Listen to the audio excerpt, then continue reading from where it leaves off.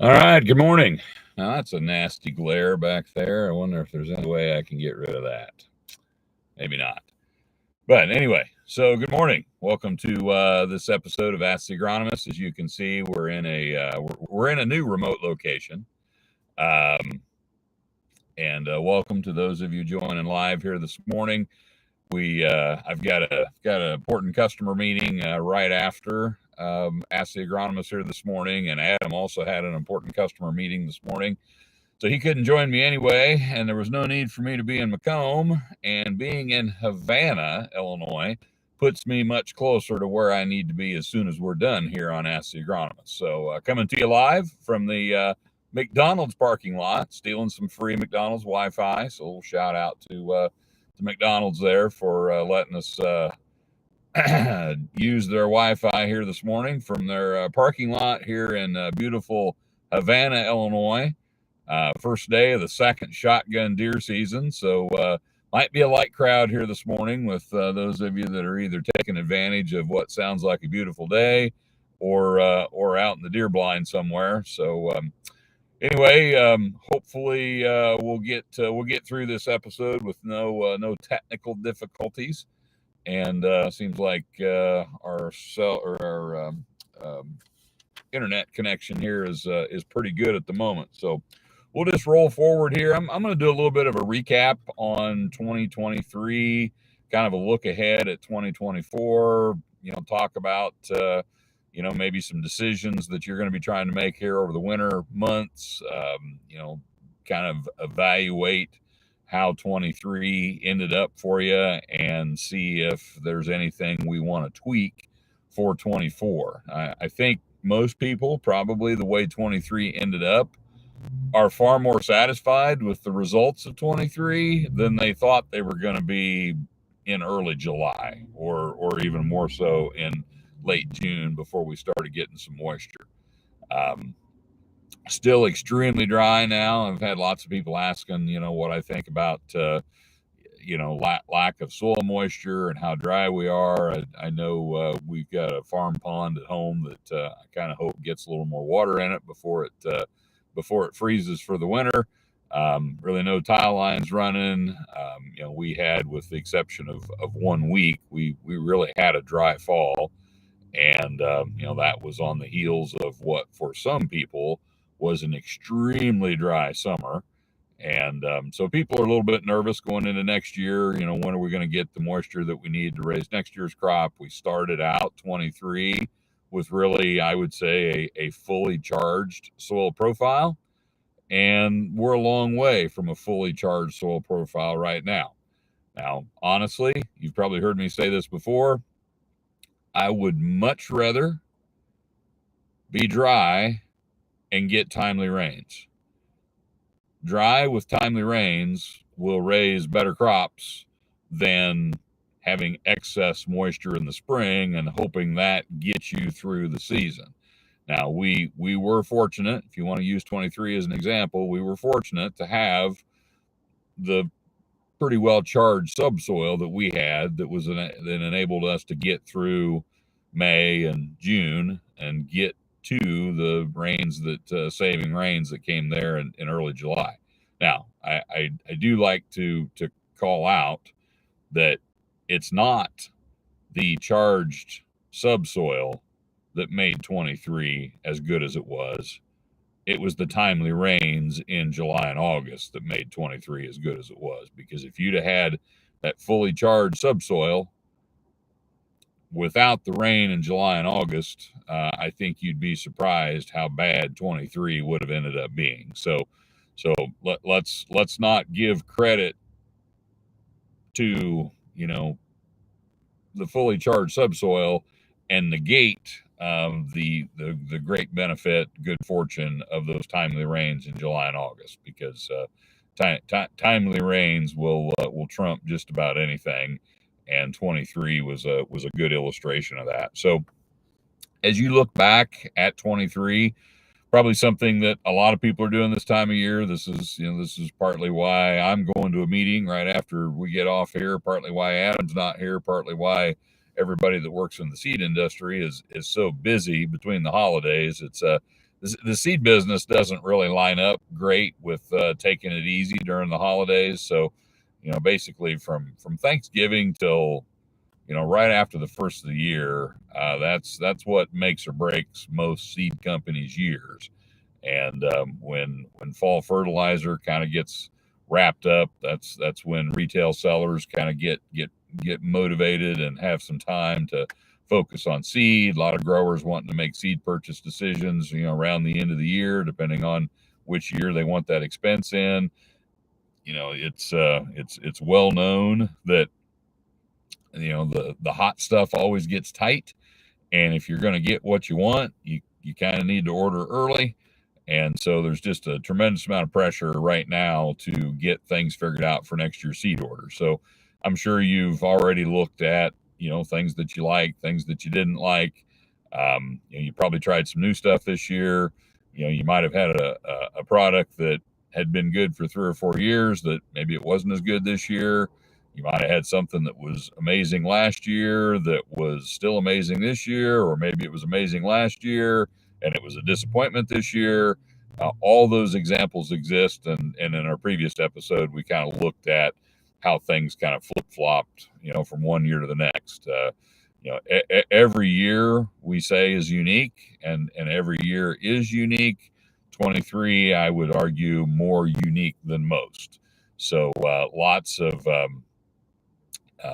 surprises in 23 from a performance standpoint, some positive, some negative. If you had a product that you had a lot of confidence in, that your confidence has been shaken at the end of 23, do you stay with it?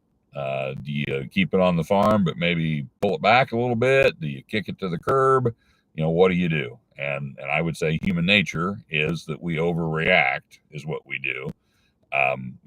We get too excited about the stuff that was good. We plant too much of it. We're too quick to give up on the stuff that was disappointing. We don't plant enough of that. And then next year will be different. And every year we make, decisions based off of what just happened. Now, we should make decisions based off of everything we know about products, which would be everything that's happened in all prior years that we can look back on. And an average of all years will be a far better predictor of what's going to happen next year than looking at this year is. But it's human nature. We always look at this year, and we generally put too much emphasis on what just happened this year. So, how do you evaluate products on your farm? Are you looking at, do you do a lot of trials on your farm? Does everything go across the scale?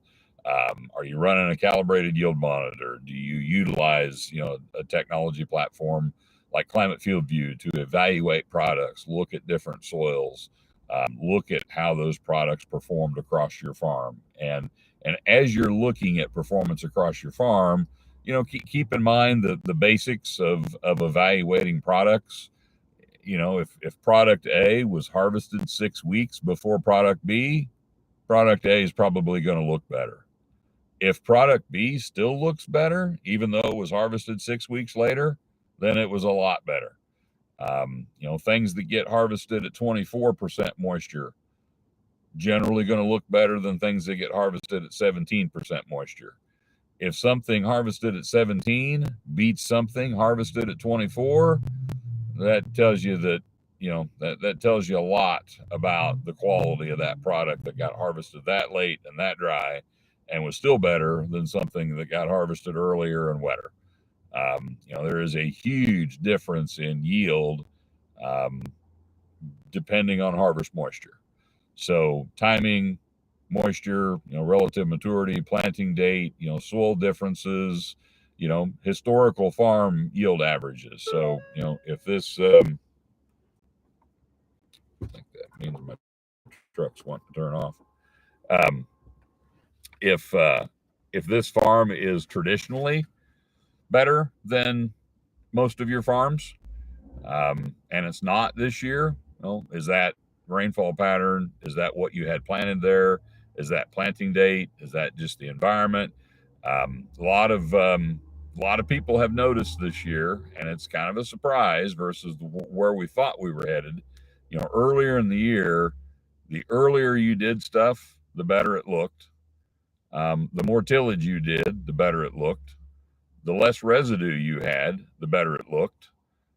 But because of the way the season played out, because of the way the rainfall patterns fell, because of some of the disease issues we had in some cases, it didn't necessarily turn out that way. There were some really tough looking no-till fields that turned out to be really good. There were some very tough looking late planted cornfields that turned out to be very good. So it's difficult to evaluate things fairly and know that the differences you're looking at is caused by the difference of the hybrid or variety that you had in the field. It's easy to assume that it is. That may be a correct assumption. It may be an incorrect assumption. Back on here just because I think it's probably a good idea to keep the useful equipment. So these fancy. I'm in a rental, by the way. So it's a very nice rental. I'll tell you a little embarrassing story on myself. So Lance's company truck became an unfortunate statistic here about 3 weeks ago. And anybody who works for Bayer or any old Monsanto people will know this. What's the number one cause of vehicle accidents? Backing out of parking spaces. And so why do they tell us to pull through park everywhere or back into park? So you can pull out. Well, I was in Galesburg in a very small parking lot. There really wasn't room to turn around in the parking lot. So I pulled in off the street, pulled into like one of the first spots, right around the corner of the entrance. And then when I went to leave, there was nobody coming down the street. I was very careful to look both ways down the street, make sure nobody was coming. There wasn't room to turn around in the parking lot. So I thought, well, I'll just back out in the street from this parking spot I'm in because I'm close to the entrance. So I'm backing out of a parking space, backing out of an entrance in a parking lot, and backing out onto a street. So it's like a triple backer. Don't do that. So I didn't hit any cars. I didn't hit anybody. I didn't hit any people. But I did somehow manage to miss the utility pole that was just out of my line of sight in my mirrors. And I wasn't using my backup camera because, as a farm boy, I know how to use mirrors, right? So, I don't always look at my backup camera.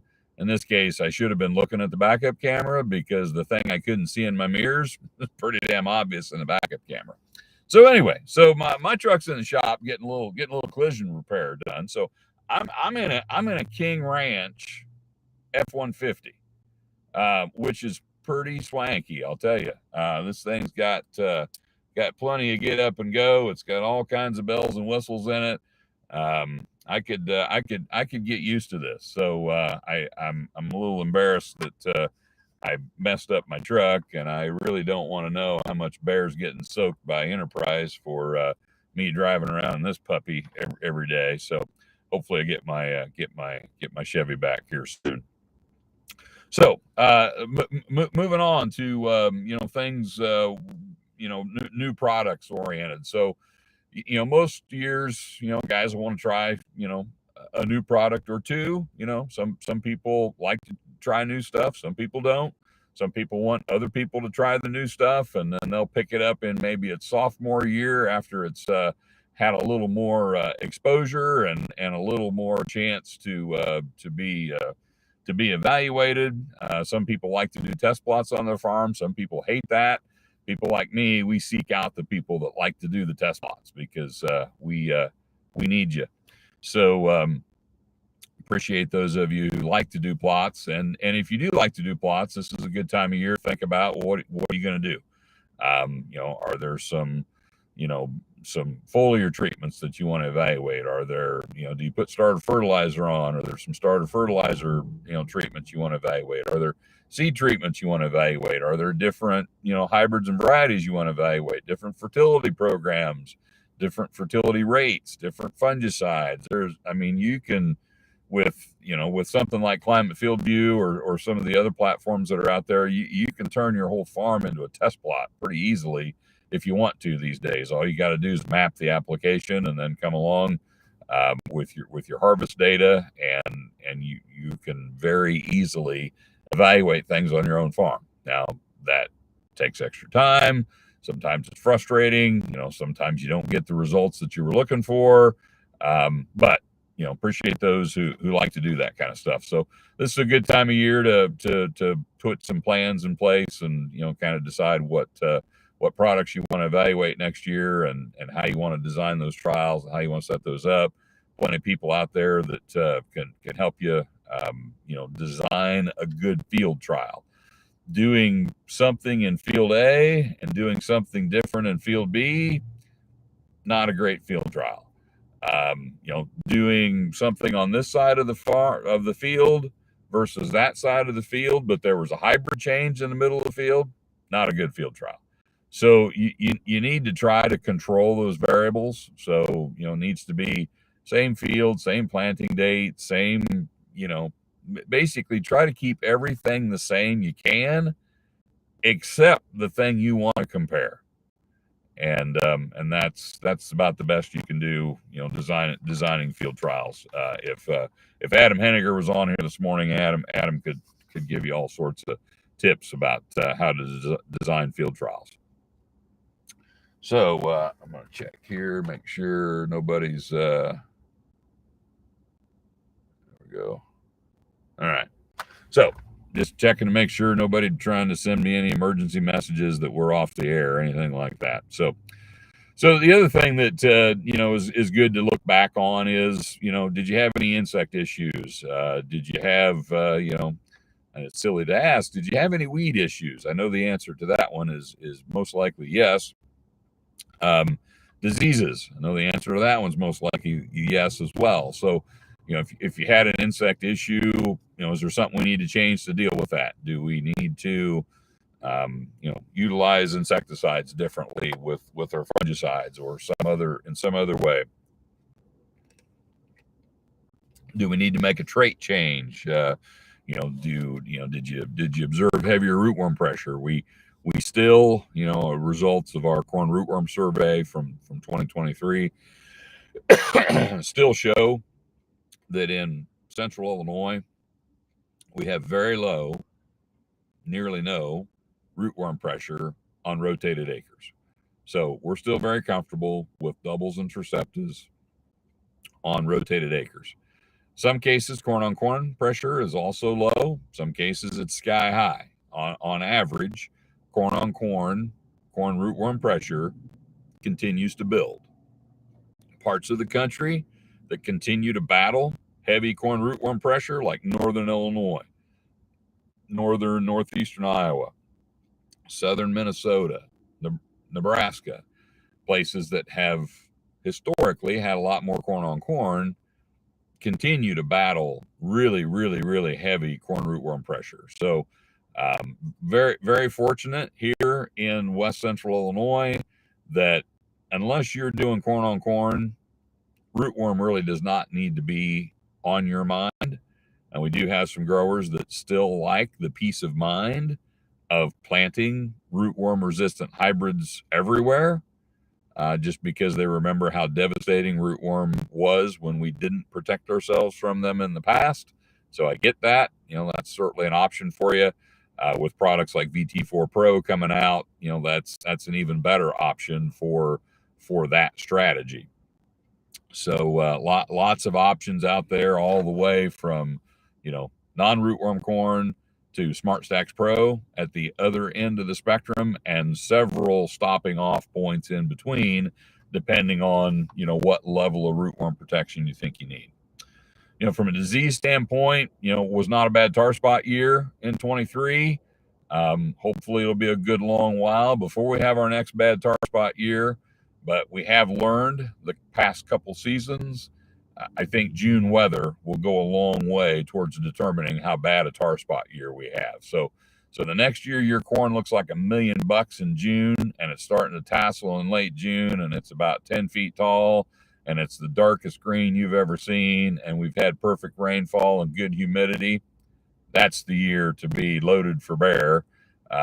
against tar spot, because that's the kind of June weather that it likes. That's the kind of June weather that gets it fired up early. That's the kind of June weather that gets it forming lesions on corn leaves, in early July, and gives it plenty of time through July and August to get really bad in time to impact yield.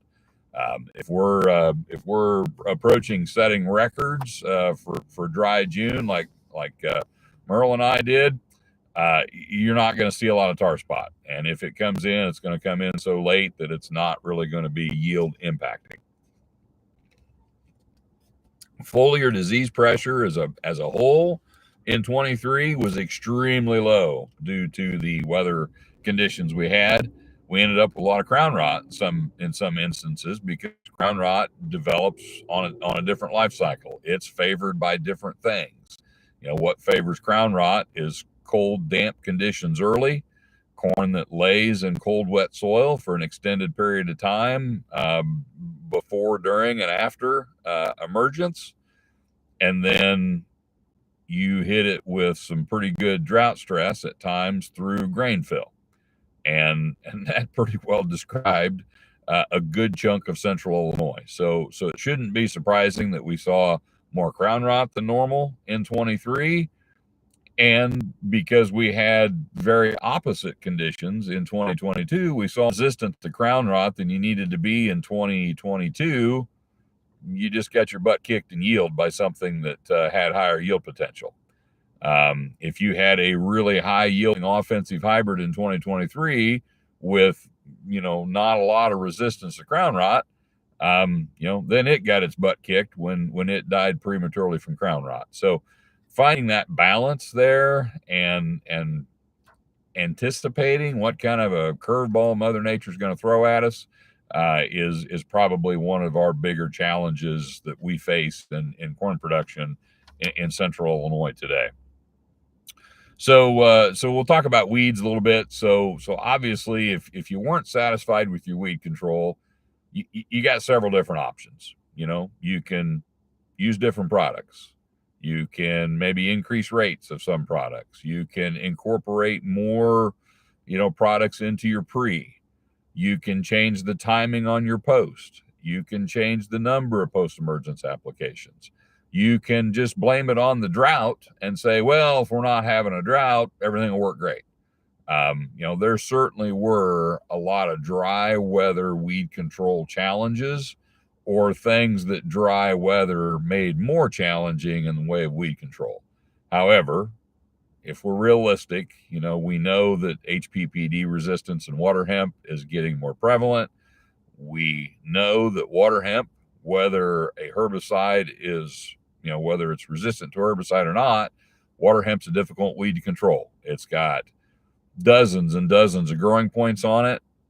It's a weed that gets stressed out easily. It's a weed that gets not actively growing easily. It's a weed that doesn't handle drought stress well, and that makes it difficult to kill. And so, you can hope that, well, the only thing wrong with my weed control program was the drought, and you can change nothing, and you can hope for better results next year. That might happen, that might not. If you want to be more proactive and take steps to ensure that you have better weed control this year, there are things we can do. If you're planting soybeans that are resistant to dicamba, finding a way to get dicamba in that system certainly has a lot of weed control benefits. Most of us, if we chose to, could use a better pre-emergent residual program. And by better, that might mean adding in some metribuzin. It might mean increasing the rate of something. It might mean adding, multiple modes of action. It might mean, switching to a different product that has a higher level of efficacy. It might mean changing the timing of that application. There's ways we can make those pre-emergent products work better for us. Now, every single one of those is going to increase your cost as well. So that's the challenge with weed control is, if you're working towards a budget, in some cases, the budget you've allotted may not be big enough to get better than what you had this year. Um, and that gets tough when you're trying to hold costs down and get better weed control at the same time. One thing that I think was a big factor this year, I think in some cases people waited too late to make post-emergence applications. We still fight the battle. We still need to unlearn 20 years of Roundup Ready learning that says we need to wait to spray. When Roundup Ready technology came out in 1997, nobody waited to spray. We were all used to spraying, 18 to 21 days after planting. We were using products that had residual and were only good on small weeds. And if the weed got very big, we couldn't kill them. Over the next 20 years after that, we got really used to spraying big weeds. And we've got, but there's still room for. So if you're trying, that you're going to struggle with that. I don't care what product you're using, at what rate, or what nozzles you've got, or what volume of water you're carrying, or what surfactant you're running. You're going to struggle with that. Sometimes you'll get lucky. Sometimes you get perfect weed control. Sometimes you'll get unlucky and it'll be a disaster. Usually it's going to be somewhere in between. All products that we're using today, dicamba, 2,4-D, Liberty, even Roundup, or any of our other products that you might throw into that mix, are going to work better on small weeds. The only product that we've ever used that was truly good at killing big weeds was Roundup prior to resistance. Dicamba is not good on big weeds. 2,4-D is not good on big weeds. Liberty is not good on big weeds. We need to quit spraying big weeds. So that means move that post-emergence application up into the season earlier.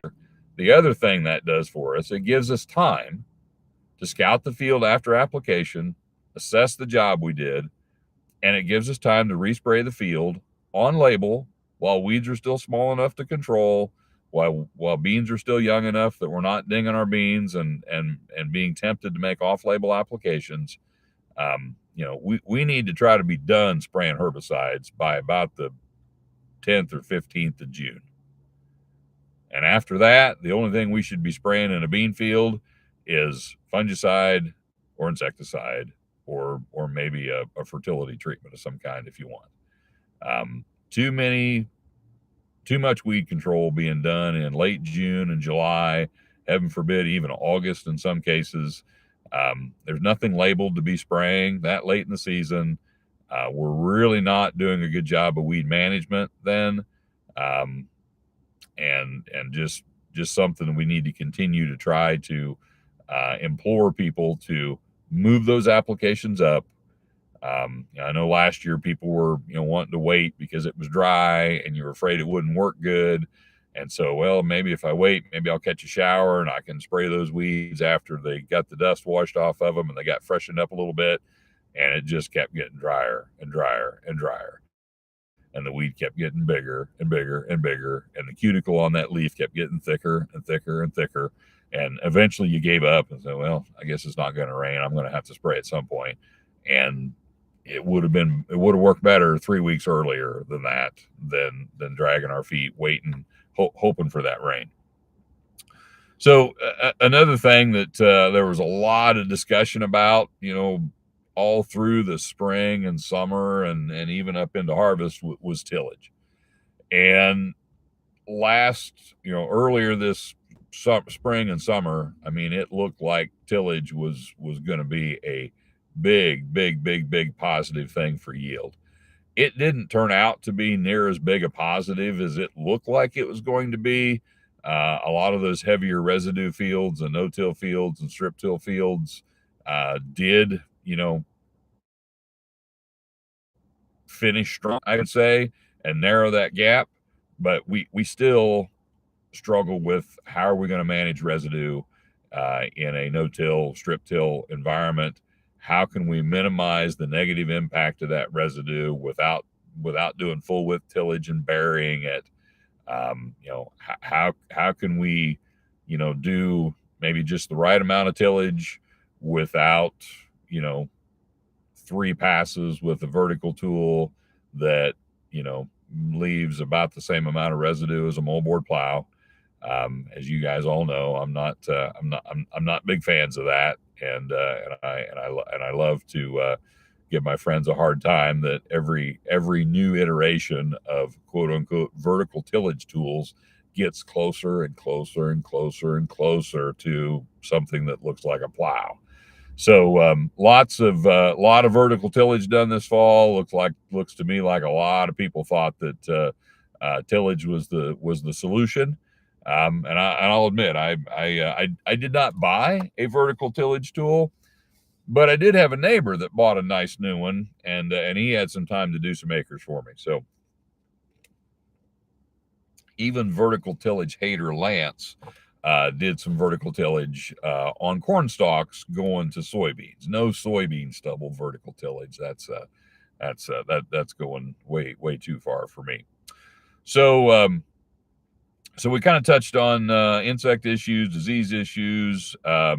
So we didn't really talk about fertility too much. So we also had a lot of fertility issues this past year, a lot of deficiency symptoms, probably a lot of people wondering, you know, gosh, I thought I had a good fertility program, looking at my fields at certain times this summer when it was dry and when those roots were struggling to get established, when those roots were struggling to find the potassium and sulfur in particular that they needed. You know, people wondering, you know, gosh, do I really need to change my fertility program? In some cases, perhaps. In other cases, it was probably just the environment. But if you're not yet using sulfur every year in both crops, I would say yes, you need to look at changing your fertility program. If you are not applying fertilizer each year ahead of every crop, I would say you should look at changing your fertility program. You know, if you're not soil testing regularly, I would say you should look at changing that practice in your fertility program. You know, it was a tough year in some cases for side dress nitrogen. It was a tough year for spring forms of nitrogen in some cases. It was a tough year for later applications of nitrogen that maybe laid there for 6 weeks with not enough moisture to get them incorporated, get it down there where the plant could get at it. So it was a, you know, there is no perfect nitrogen program because nitrogen is such a moisture dependent, environmentally dependent nutrient. As the weather changes, as the rainfall patterns change, as soils change, as things change, what is the best program is going to change. And it's really hard to do a bunch of different nitrogen programs across your farm. It's really easy to do kind of the same thing across all your acres. I mean, maybe you change your rates, maybe you change your timing, but you know, if you're a UAN user, that's probably what you do. If you're an anhydrous user, that's probably what you do. If you're a fall anhydrous user, that's what you do. Um, and that's not going to be the best on every acre every year, but they all work fine. We can make them all work. We just need to acknowledge that there are certain things that are going to happen that favor one system over the other. You know, side dress systems, for example, look great in wet years where we lose a lot of nitrogen. You know, this year was the opposite of a wet year where we lose a lot of nitrogen. And so, you know, maybe having all of your nitrogen on front loaded down deep might have been the best this year. You know, so every year is different, and you just need to accept the fact that, you know, there is no single nitrogen program or no single nitrogen rate that's going to be optimal every year, and that's just the nature of the beast. So I think we talked about insect outlook a little bit from a corn rootworm standpoint. You know, we talked about the fertility issues a little bit. So another thing on the fertility front that was discussed a lot was, you know, banded versus broadcasting, and there was a lot of benefit this year to banding. There was a lot of benefit to starter fertilizer applications, close to the root. Basically anything you did to increase the concentration of nutrient in your root zone helped that plant get that nutrient, where it needed to be in the root. And anytime it's dry or anytime you've got restricted roots, this year we had both. We had a lot of restricted roots. We talked a lot about Mohawk roots. It looked like we planted a lot of corn in the mud that didn't get planted in the mud. But you get a little bit of sidewall compaction. You always get a little bit of compaction with the planter. Sometimes you can get a lot of compaction with the planter. And if you don't get some softening rains to help those roots get through that compacted seed furrow, you're gonna get that Mohawk look.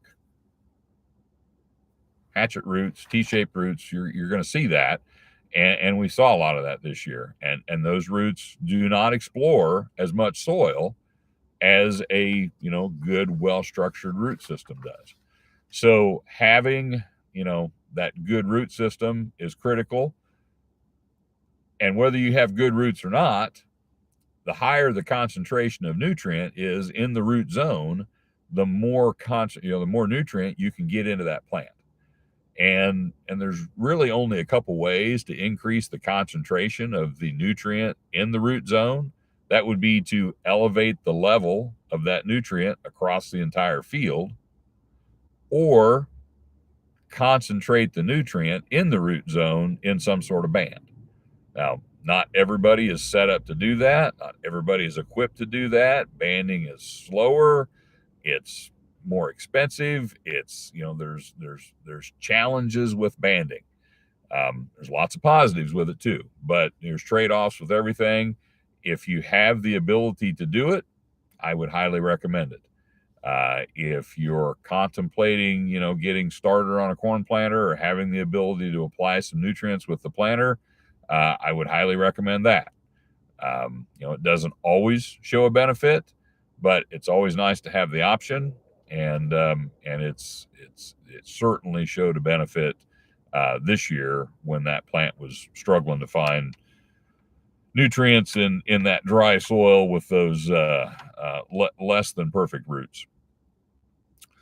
So we talked a lot about herbicide issues. I could devote a whole episode to improving weed control practices, making better decisions with weed control, weed management versus weed control. There's kind of a distinction that we make there.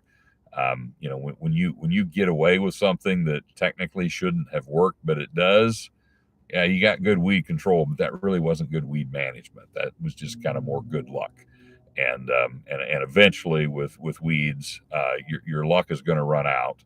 So being good weed managers, sometimes requires us to raise that bar a little bit.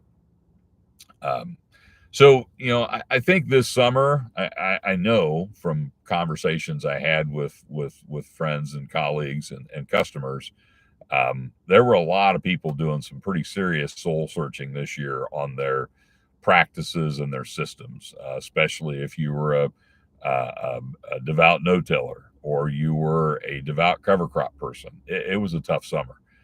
Those fields just really, really, really struggled. Looked pretty tough in the end. Like I say, a lot of things turned out way better than they looked like they were going to be. They're about the 3rd or 4th week of June. And so I hope that most people recognize that, okay, I still know what I'm doing. I can still farm the way I like to farm. That this is going to be okay. And we don't, overreact to some of the challenges caused by the drought this year. But I think this is a year, to me, I would do baby steps if you're going to make changes in your operation. If you've been a successful no-till cover cropper, let's not go buy a chisel plow. That is too much of an overreaction to a tough year. If you've always been a side dress nitrogen guy and you didn't like the way your side dress nitrogen program worked this year, you don't have to go to 100% fall anhydrous. Let's not overreact to an extreme year. We talked about with evaluating products. how we need to maintain, some perspective with how weird this year was, how challenging this year was, how unique this year was, how different this year was, the fact that next year's not going to be like this year. And so let's not go crazy and implement next year what would have been the perfect program for this year, because we're just going to be chasing our tail. Next year's going to be different, and we don't know what next year's going to bring. So another thing I think is good to look back on is, as you're assessing your farming operation, try to assess what was driving yield on your farm this year. Yeah, truck turned off again, so let me turn this back on. One of the fancy features they have in this King Ranch is when it turns off, it folds the steering wheel up, which is messing up my my prop here. So anyway, so obviously, speaking of Dr. Belo, I thought of Dr. Belo, so name dropping here. So Dr. Fred Belo will be with us again on our final season ending episode, which will be 2 weeks from today, which will be December 14th, I believe. It'll be Thursday. We might tweak the time a little bit, yet to be determined on that, but I think we have pretty well landed on that date is going to work for Dr. Belo. It's going to work for me. I'm actually headed to Indianapolis to a meeting that morning, so I got to drive through Champaign anyway.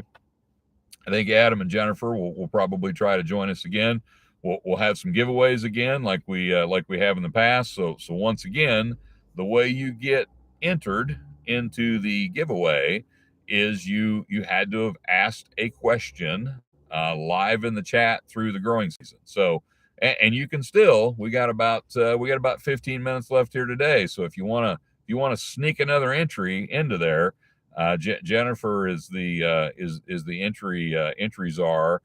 She's in charge of who gets entries. So if you slip another question in there late, you can get another entry into the drawing. And very, very, very proud that Dr. Belo is going to be joining us again. So really appreciate him taking the time to do that, and looking forward to that season finale episode coming up there December 14th. So hard to believe season 3 is down to one episode left, and looking forward to going into, unless we get canceled before season 4 starts, we'll fire up season 4 right after the first of the year. So I guess just to kind of finish up here, as you're looking back on your operation for 23, we know there's lots of things that impact yield.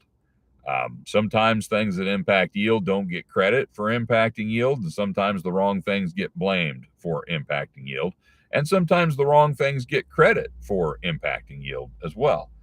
So the number one thing that impacts yield is weather. And one thing you can do, with Climate Field View very easily is you can look at rainfall by individual fields in your farming operation. And yes, I know they're not right. They're not perfect. They don't match your rain gauge. I don't care. They're useful.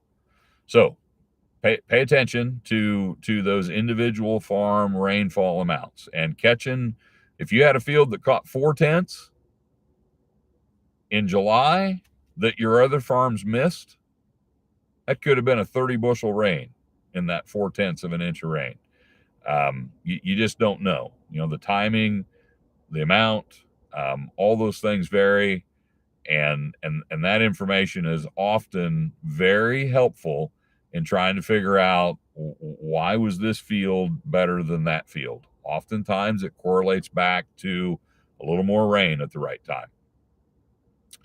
So, hey, thanks, Zach, for putting in the chat there a nice Milwaukee, and those are good. My son's got one of those, and those things are nice. But anyway,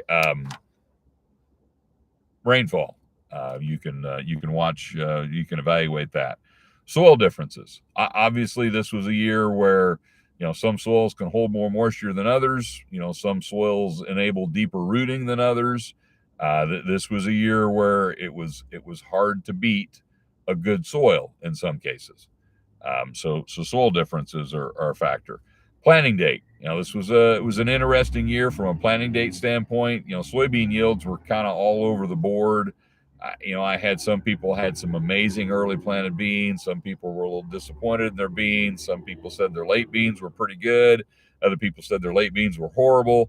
There was just a lot of noise in soybean yields this year. They ranged from disappointing to record breaking and everywhere in between, and in some cases in the same field. So a lot of variability in soybean yields. Corn yields were a little more predictable, but still surprising. So I don't know how many of you've taken time to look at this or not, but I'd be curious to hear from you if you have. If you can make comparisons with fields with similar productivity, with the same hybrid, same management. Again, keep as many variables the same as you can, and just look at planting date and see if, as your planting dates got later, did your corn yields improve? And I think that's a general overall trend, and it's even kind of getting into a multi-year trend. Now I am not going to recommend we start waiting until May 5th to start planting corn, but I would propose to you that we should not live in fear of finishing planting corn May 20th.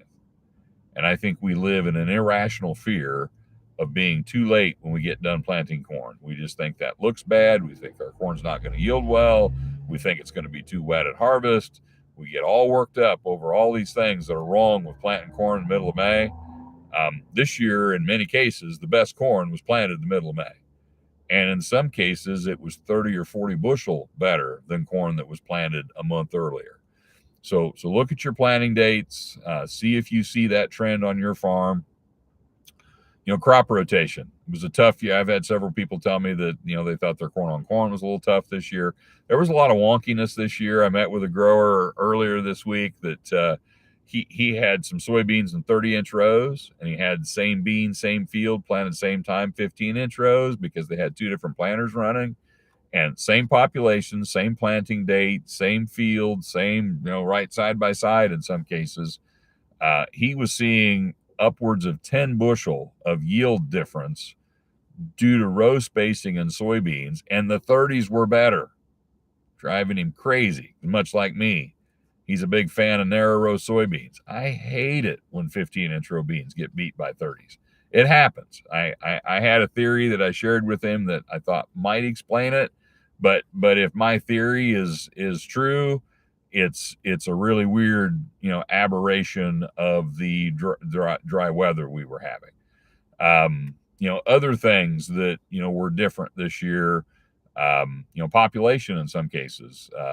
Population worked against people in corn, and I think higher seeding rates were better in soybeans, maybe more than some years are. We had a population trial that Dave Shennett, one of our TDRs, did, where he looked at 40, 80, 120, 160 on a bunch of different beans with a bunch of different other management practices. Very complicated trial design. 40 was a disaster, but he wanted it to be. He was trying to break it. 80 is oftentimes enough for full yield, but it was nowhere near enough for full yield in this data set. 120 was a lot better than 80, and 160 on average was the best. And that's not what I would have necessarily expected, but I saw the same trend in a population trial, small population trial, that I did at Monmouth. So looks like there was a bit of an indication that maybe more plants were better this year for soybeans. I don't think that was true with corn. I think corn topped out at lower populations than normal due to some of the stresses and other issues that we were having. Obviously genetics are a factor. Management's a factor. One thing this year that I ran into a lot were people getting recommendations from people who shall remain nameless to wait till brown silk to spray their fungicide in corn. Quit listening to those people. There is really no data that I have ever seen to support why that is a good idea, but yet it gets recommended all the time. And typically it gets recommended in situations where disease pressure is low and somebody gets the bright idea that, well, we'd be better off to wait so that our residual lasts longer, so we're protecting that plant for more of the growing season. It does not work that way. Especially with tar spot and other diseases that get started early, that do the most damage when they get started early, with the benefits the stability and fungicides offer for plant health and the timing that needs to be in the plant, and when you're going to get the biggest bang for your buck. So stay focused on that VT to R1 timing for your main fungicide application. And the other thing I would say with fungicides is I do believe you get what you pay for. And if you're using a $12 product, you cannot expect a $12 product to have the same benefits as a $22 product. Now, if you put on a double rate of the $12 product, how does that compare to the $22 product? That's probably a more fair question. So there is a benefit to rate enhancement with all fungicides, not just the cheap ones, also with the really good ones. Notice you thought I was going to say expensive, didn't you? But my salesmen don't like it when I use that word. So we'll say the really good ones. They all perform better, when we increase that rate up to, closer to that full label rate. And more people are starting to take a look at that. So I'm going to, as we close out here. So I already mentioned one of them. I have done for the first time in a long time. My brother-in-law used to convince me to do some vertical tillage, and you don't listen to your brother. Quit doing vertical tillage. But we did some vertical tillage on corn stalks ahead of soybeans this year, and so I will be 15-inch row no tilling soybeans in early April into vertical tilled corn stalks rather than standing corn stalk rows like I did last year. Now, honestly, with the level of yield we had in corn this year, with the drought stress and all the other challenges we had through the growing season, I've got probably a third less residue this year than I did a year ago. So I honestly think I probably could have got by without doing any vertical tillage this year, but my neighbor was available, so we did some. Another change I'm going to make, I'm going to plant some earlier beans, and I don't mean earlier calendar date. I mean earlier maturing beans. I need to do a better job getting my workload distributed so that we can get more done faster and try to get done a little earlier. So the way I'm going to try to accomplish that on our farm, we'll see how this works, is I'm going to plant some 2.7 and 3.3 soybeans, which is earlier than I typically plant.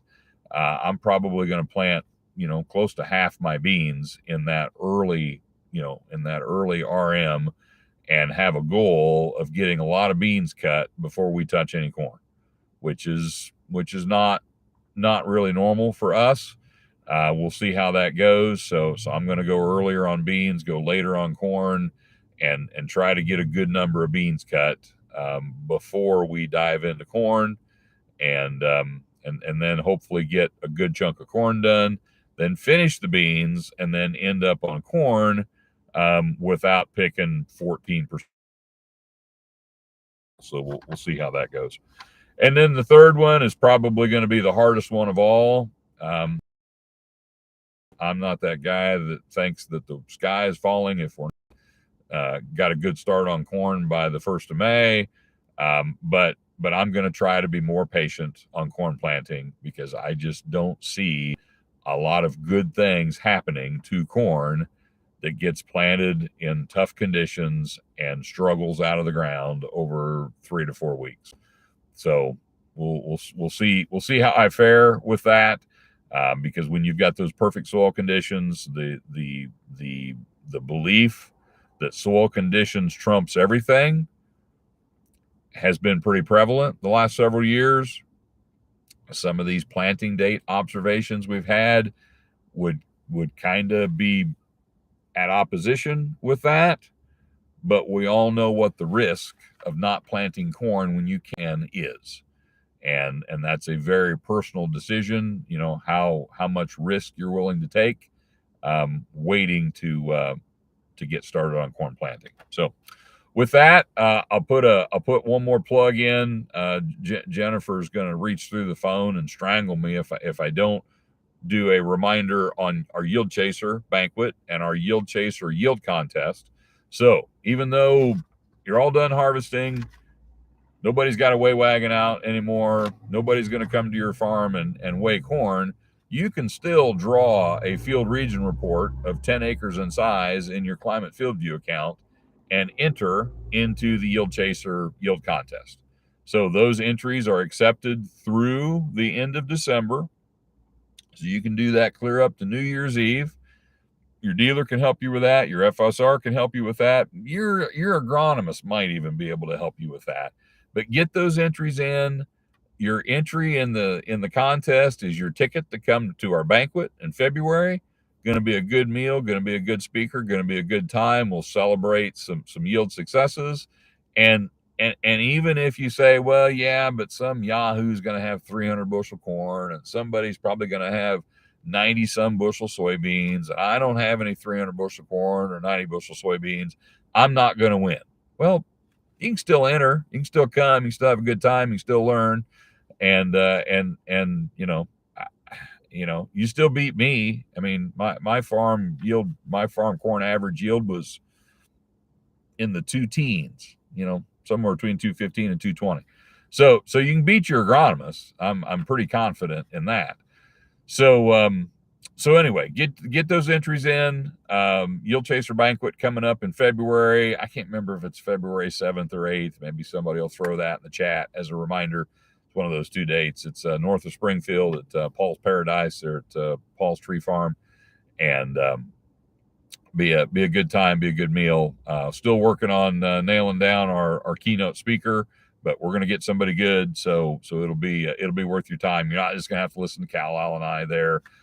You will probably hear us do something, but we won't be the main speaker. So with that, 2 weeks from today in Champaign, live with Dr. Bilo. Always. So there we go. February 7th. Thanks for putting that in the chat.